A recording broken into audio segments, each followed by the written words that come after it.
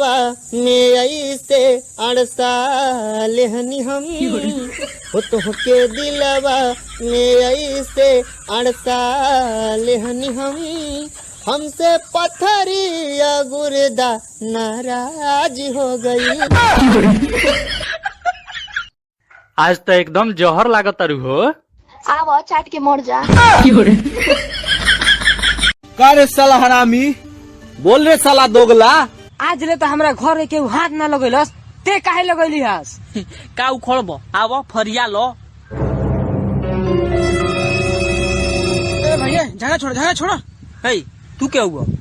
हमरा तरफ से बढ़ो ना तो ओकरा तरफ से बढ़ो ना तो ये मरवावे आइल बढ़ो।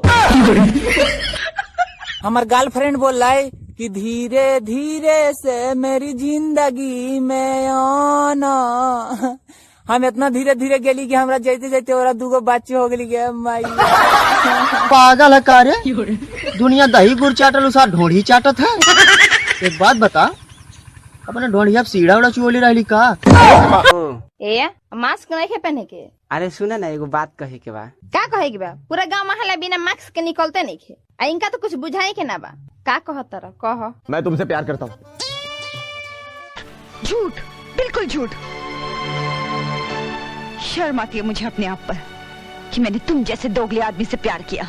ये तो वक्त ही बताएगा कि तुमने क्या प्यार किया और हमने क्या प्यार किया। झूठ, तुमने कभी प्यार किया ही नहीं। तुमने सिर्फ मुझे धोखा दिया है। मैंने प्यार नहीं किया। मैंने तो फिर ये बंदूक मेरे हाथों में किसने थमा दी? मेरे ही प्यार ने। इतनी नफरत मेरे अंदर किसने भर दी? मेरे ही प्यार ने। वतन, मुल्क, देश, बाबूजी, घर, मां, क्या नहीं खोया मैंने अपने इस प्यार की खातिर। इस प्यार ने तो मेरी सारी जिंदगी बदल कर रख दी। और तुम कहती हो मैंने प्यार नहीं किया।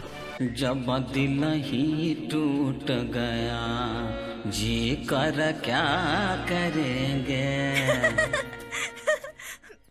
का भाई काहे रोताड़ा? का बताई मैडम जी, हम बहुत मजबूरी में बानी।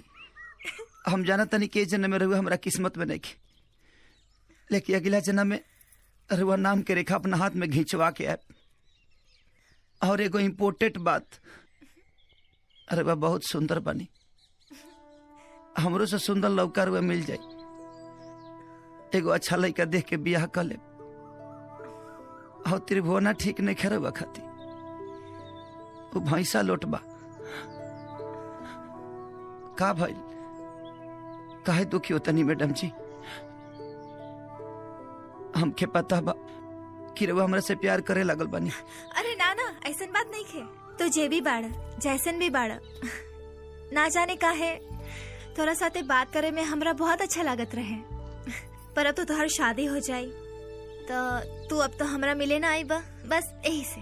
ऐसे कैसे ना मिले? अरे वो जब भी बुलाए हम घप देना चल। चल झूठा, तो शादी के बाद हमरा से मिलबा कि अपना मेहरारू से? मेहरारू तो मजबूरी होली, लेकिन रउआ तो हमार पसंद है ना। अच्छा, अब बस बहुत हो गई। अब घरे जा जल्दी, ना तब पता चली कि दूल्हा के बगैर ही बारात चल गई। जी मैडम जी, हाँ? एगो हमार आखिरी इच्छा पूरा कथी तनी हग दीना का? हाँ, हाँ हीरो हीरोइन फिल्मिया में अलग होके से पहले हगे लालो ना, और सही रहुआ हक दीना। अच्छा हक चाहिए? हाँ तो ऐसा बोलो ना, हक